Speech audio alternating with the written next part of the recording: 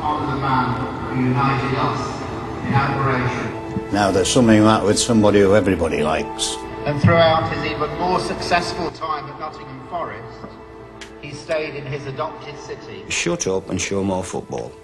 Now if that's not in a nutshell, I don't know what is. All those who mourn his passing, his family and his very many friends. Now I'm going to have to fall out with an awful lot more people if football's going to get like this. A hero and inspiration to so many people.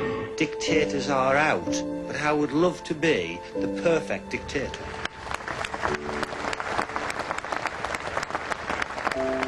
It's character, and I've got it, I think.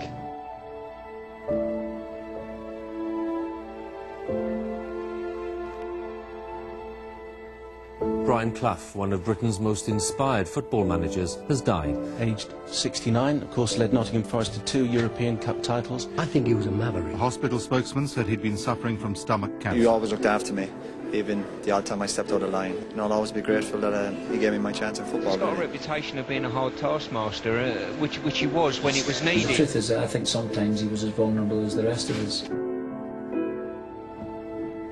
He listens now and again, and I think he takes a bit in and throws the rest away.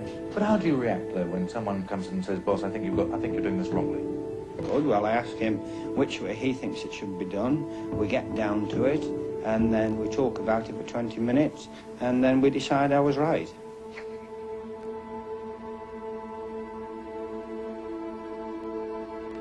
We've got a lot of character in the side.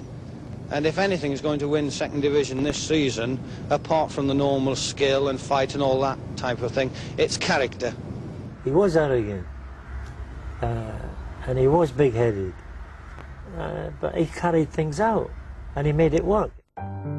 Quite apart from his towering achievement as a manager, Brian Howard Clough took even greater pride in his performance as a player. At Middlesbrough in the late 50s, he scored over 40 goals in each of 4 consecutive seasons. But as a second division centre-forward, Clough found England caps hard to come by. He won just 2. It wouldn't be the last time the FA frowned on his modest background. A very happy home, working class, large family, 5 brothers, 2 sisters. Got great childhood memories, not of riding horses or on yachts and things like that, but great memories of happiness in parks and playing football. Even then, the young Clough had a mind and a style all of his own. Those who played with him at the old Ayrsham Park ground spotted that straight away. Yeah. You know what Cloughy was like? He always wore his flat cap. Can you remember? Always had that flat cap. Always had the flat cap, and we used to walk in the dressing room. Yeah. Take the hat off and throw it on the peg. Flick it to the peg. Yeah. I don't think he ever hit it, but it did look impressive, wasn't it? That's right. Typical Cloughy. Yeah, I used to get changed right next to him there. That's right, yeah. Very direct and he was always very brave. He would make a decision and you could have let a bomb off in the penalty area when he was going through one goal. It wouldn't have affected him. I am very happy having scored 250 league goals quicker than anybody else. Clough reached that landmark after being transferred to Sunderland in 1961. Here, the brash buccaneering striker came under the influence of Alan Brown, whose sergeant major style of management was something he inherited. Clough scored 34 goals in his first season before injury struck down the most prolific goalscorer of his generation. Well, the ball came forward and Brian was chasing and I came out and dived across him, which goalkeepers do, to block the ball. Brian came over the top of me. I knew it was serious, obviously, because somebody stuck me in hospital. I'd not only done my knee, I happened to bang my head. And a lot of people put it down to the way I've behaved in the last 10 years. And it was a hard ground. The pitch was very slippy. There was snow on the terracing.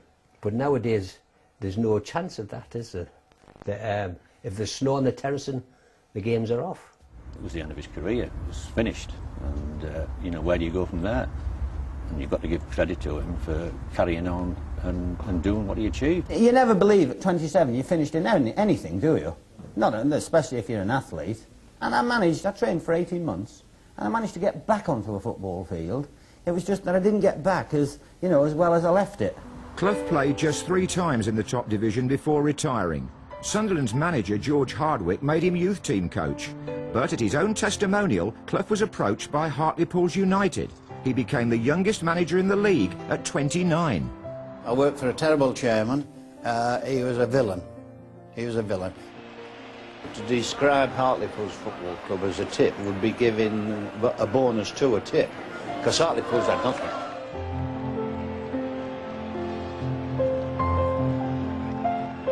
We really were rock bottom, but we got a spirit together. We avoided re-election, which was the norm for Hartlepool before I went there. We got 6th, 7th, 8th from the bottom, which was equivalent to winning the Premiership. So Johnson, now inside left Francis. This could be very dangerous for Stockport, and the ball comes across. This must be a goal, and it is. Brian always used to say, management is never a substitute for playing. He says, when you're fit, young, confident, as I was, banging in goals, he said, I was full of myself. Nobody could touch me. Everything after that was an anticlimax. One of the great managers of all time, Brian, acknowledged to be a managerial genius. To him, playing remained the most important thing of all. Oh, you are a bloody disgrace! Hey, Buzz! For missing the target from there, you want bloody shooting!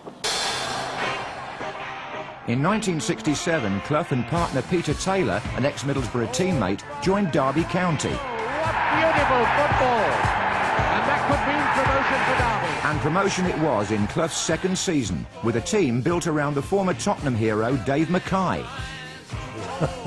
I was always the one who he never raised his voice to. All the time I was there, we never had an argument. He never raised his voice. He came up to me and said, stand up straight, get your shoulders back and get your hair cut, you look like a girl. And it was a little bit frightening as a 16-year-old. One director said to me, what have you brought us? A splather-footed, I always remember him describing John McGovern as a splather-footed, innocuous, frail, weakling and all that type of thing, which as opposed to the unlearned eye, that's exactly what he was. And it was a typical director's opinion. After 2 seasons in the top flight, finishing 4th and 9th, Derby set their sights on the Championship.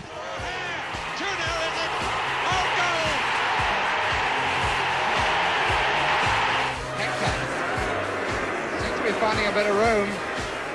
Again he had a chance for a shot. Chance!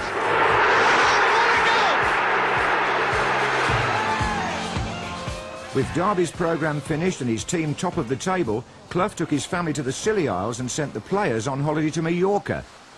It was just a very strange feeling that night. Liverpool, if they'd won at Arsenal their last match, they'd have beaten us. And Leeds just needed a draw at Wolves. And they managed to lose. And, I mean, that was a shock result, I think, for the whole country. It was certainly a delightful shock for us when we heard.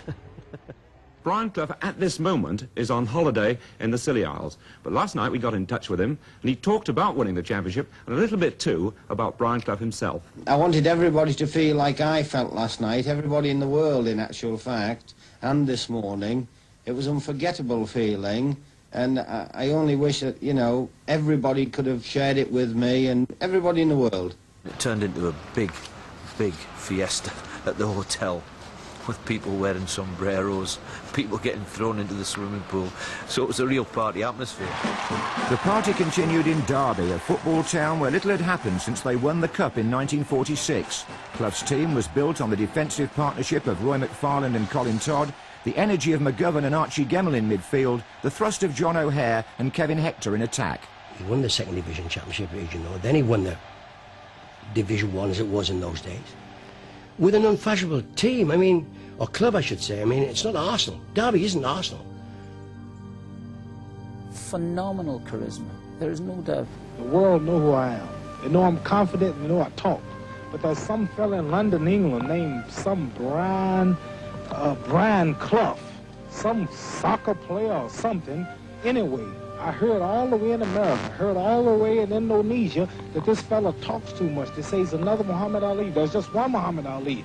And I want you to, whoever you are, you're not a fighter, and you don't take my job. I'm the talker. Now, Clough, I've had enough. Stop it. Well, are you going to stop it?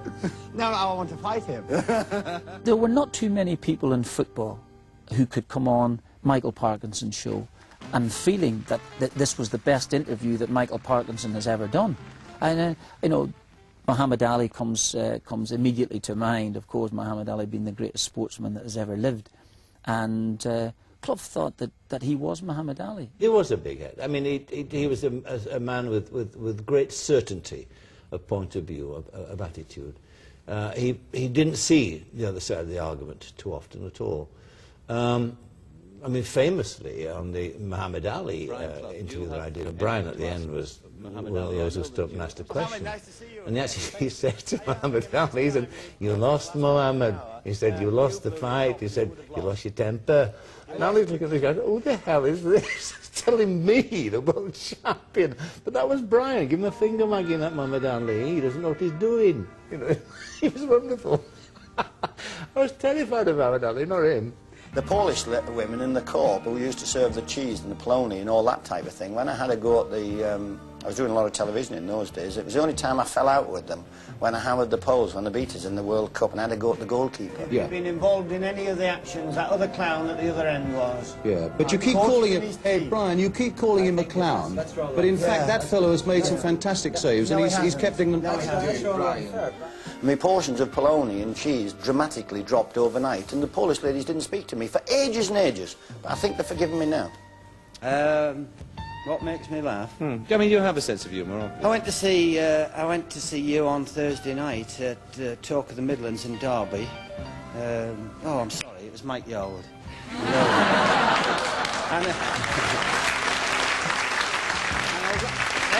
Hey, don't tell me. Hey. I thought you were going to strike me. No, not at all. Not at all. Hey, it was brilliant. I think you know what you're doing, but you could learn a lot from me. Have you ever thought of extending your career in the entertainment business? Manager, television? Would you like to play Hamlet? I've no great ambition to be a Shakespearean actor. If that was offered to me, I'd have to change some of the words. He was a good lad. He could have been better. I am not left, I am extreme left. I've been to Russia, I certainly wouldn't like to live there. I wouldn't like to be like them. They're a very dull race, and they're a very cruel, nasty race, the people who run it. My own type of communism is fine. Brian agreed to come and speak at one of our meetings.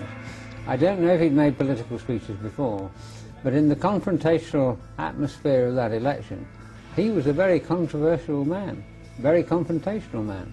So, cometh the hour, cometh the man. And Kenneth Clark, who was his friend, Ken Clark, said of him that he would make an awful politician because he didn't debate, he argued, he stated facts. And I put this to Brian, and he said, quite right, he said, he's quite right, that Kenneth Clark. He said, because if I'd have been an MP and going to the House of Commons, I wanted to be the Speaker. And of course, they meant it. And they wouldn't go a word in edgeways, would they? Brian came down to the polling station and he started hailing people. Say, "Hello, young man, come here." And the young man was usually about 80 years of age and tottering away nervously and saying, "We want you in there, you know." And the end result was that we won. But despite winning the championship, Clough was not winning his political battle at the baseball ground. I think the players thought, you know, we are going to be the next Liverpool. We're going to overtake the Merseyside team, and it was such an unbelievable shock when Brian and Peter left the club. A fierce war of words broke out. Clough had ceased to respect Chairman Sam Longson, who questioned his television appearances and the role of Peter Taylor as his assistant. The biggest mistake he's made, I think, of criticising and insulting personnel of the football world. Fantastic soap opera. Can you imagine that happening now? Derby players taking to the streets, refusing to play, their wives getting involved in it. Well, like BBC on the car stickers, bring back Clough. The streets all round baseball ground, narrow little area, chock-a-block with protesters.